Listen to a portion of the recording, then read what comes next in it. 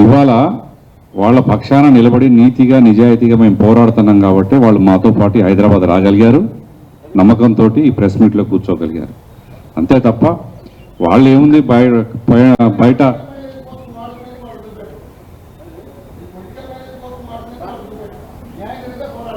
న్యాయం జరిగేంత వరకు బాధితుల పక్షానే పోరాడతాం.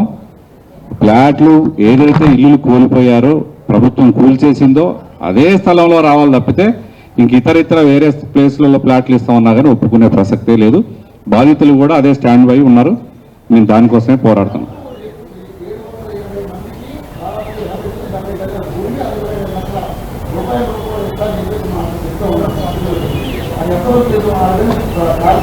అదే మనం అందరం చాలాసార్లు వినుంటాం. ఇల్లు కాల్చిన వాడే ఫైర్ ఇంజిన్కి ఫోన్ చేసినట్టుంది వాళ్ళు మాట్లాడేటువంటి మాటలు. ఇల్లు తగలబెట్టింది వాళ్ళే, మళ్ళీ ఫైర్ ఇంజిన్కి ఫోన్ చేసి ఇల్లు తగలబెడతానే చల్లారుదూరాన్న. వాళ్ళు వేసుకుందే భూదాన్ బోర్డు భూమి. మీరు అందులో ఇల్లులు కూలగొట్టడం ఏంటి? మళ్ళీ తిరిగి వేరే కాడ మేము భూములు ఇస్తాం అంటాం ఏంటి?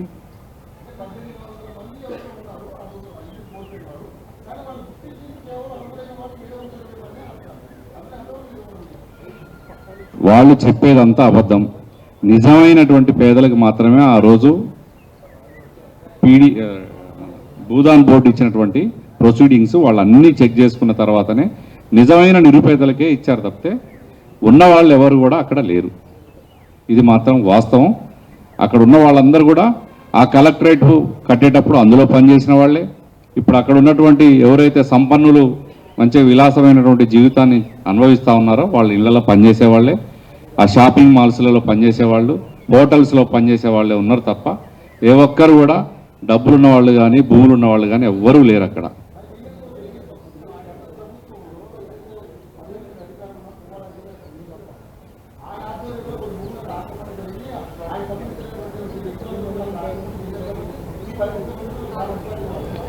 ఇవాళ అదే గనక నిజమైతే ఇవాళ ప్రజలు ఎవరి మీద తిరగబడతా ఉన్నారు? ప్రజల ఇల్లులు కూల్చింది ఎవరు? మేము ఆ రోజు ఎక్కడ కూడా కూల్చడం కానీ లేకపోతే అక్కడ మా భూములు మా వాళ్ళు ఇవాళ తీయొచ్చుగా. మీరు నిజంగా మేము ఆ రోజు చేస్తున్నాం అనుకో అదే ప్రాంతంలో తీయండి. ఇవాళ ఎవరు కాపాడటం కోసం పనిచేస్తూ ఉన్నారు? అక్కడ ఉన్నటువంటి మంత్రి గారు ఎవరి కోసం చేస్తూ ఉన్నారు? పేద ప్రజల కోసం చేస్తూ ఉన్నారా లేకపోతే ఎవరికన్నా సులభం కల్పించడం కోసం చేస్తూ ఉన్నారా? అధికారులు కానీ మంత్రులు కానీ అక్కడ ఉన్నటువంటి స్థానిక మంత్రి కానీ ప్రజల్ని రోడ్డు మీద పడేసి ఆ భూమిని ఎవరికి దారాదత్తం చేయాలనుకుంటున్నారు? ఎవరికి లాభాపేక్ష కల్పించాలనుకుంటున్నారు? ప్రజలు గమనిస్తున్నారు కదా. నిజంగా బీఆర్ఎస్ పార్టీ అక్కడ గడిచిన 10 సంవత్సరాల్లో కబ్జాలు చేస్తుంటే అధికారం మీ చేతుల్లో ఉంది. ఏ జిల్లా లేనటువంటి 5% మంత్రివర్గం ఖమ్మం జిల్లాలోనే ఉంది. 3 మంత్రులు తీయచ్చు కదా. ఇవాళ పట్టాలు ఉన్నటువంటి వాళ్ళనే రోడ్డు మీద పడేసిన వాళ్ళు కబ్జా చేసిన భూముల్ని తీయడానికి పెద్ద ఇదే ఉంది చెప్పండి.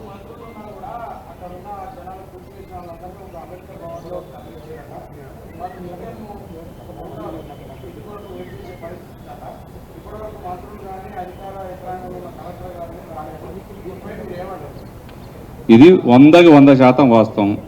మంత్రులు కానీ అధికారులు కానీ అట్లీస్ట్ కలెక్టర్ నిర్దాక్షిణ్యంగా కూలగొట్టించింది కదా.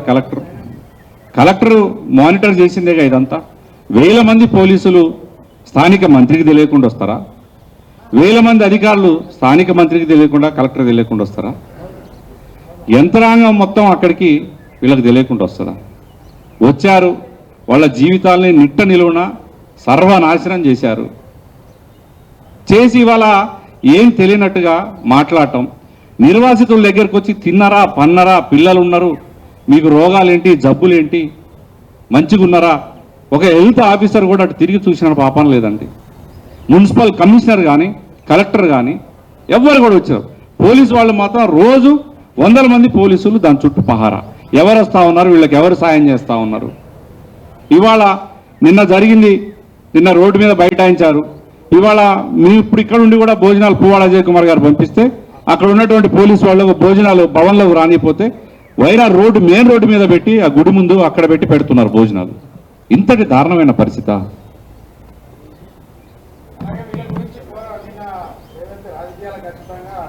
ప్రజల కోసం పోరాటం చేసే విశారద మహారాజ్ని అరెస్ట్ చేసి ఇప్పటివరకు ఎక్కడ ఉందో తెలియదు. దాని గురించి మీరు కామెంట్ చేస్తారు. వాళ్ళు చేశారు, నిన్నొచ్చారు.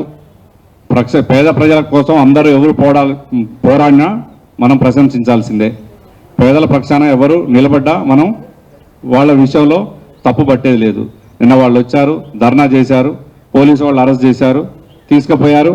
మరి వాళ్ళని మళ్ళీ వాళ్ళ ఇళ్ళ దగ్గర వదిలిపెట్టారు. లేదు, వదిలిపెట్టారు, వాళ్ళని ఇంటికి తీసుకుపోయి వదిలిపెట్టారు. మేము ఆ ఘటనపై కూడా మేము ఖండిస్తూ ఉన్నాం. పేదలకి న్యాయం జరగాలి. ఖమ్మంలో మంచి పెద్ద పెద్ద ఫంక్షన్ హాల్స్ ఉన్నాయి. విపత్తు వచ్చినప్పుడు కానీ మనం నిర్వాసితుల్ని ఆ ఫంక్షన్ హాల్లో ఉంచి మంచి వసతులు కల్పించి చూసుకుంటాం. అట్లాంటిది మీరే వాళ్ళ గూడు చెదరగొట్టారు. గూడు చెదరగొట్టి వాళ్ళ బట్టలు తీసుకొని లేదు, సామాన్లు తీసుకొని లేదు, నిత్యావసరాలు తీసుకోనికుండా కూలగొట్టారు. అదే ప్రభుత్వ భవనాల్లో వసతులు లేని దగ్గర ఎందుకు పెట్టాలి? ఫంక్షన్ హాల్స్ ఉన్నాయి కదా మీకు, ఆ ఫంక్షన్ హాల్స్లో పెట్టి వాళ్ళకి మంచి వసతి కల్పించవచ్చు కదా. ముగ్గురు మంత్రులు ఉన్నారు, ఎవరు రాలేదండి. స్థానిక మంత్రి కూడా ఇంతవరకు రాలేదు. మరి వాళ్ళకి సంబంధించిన వాళ్ళు రాయలేదు. అక్కడ ఉన్నటువంటి మేయర్ కూడా కాంగ్రెస్ పార్టీలో ఉన్నారు, వాళ్ళు రాలేదు.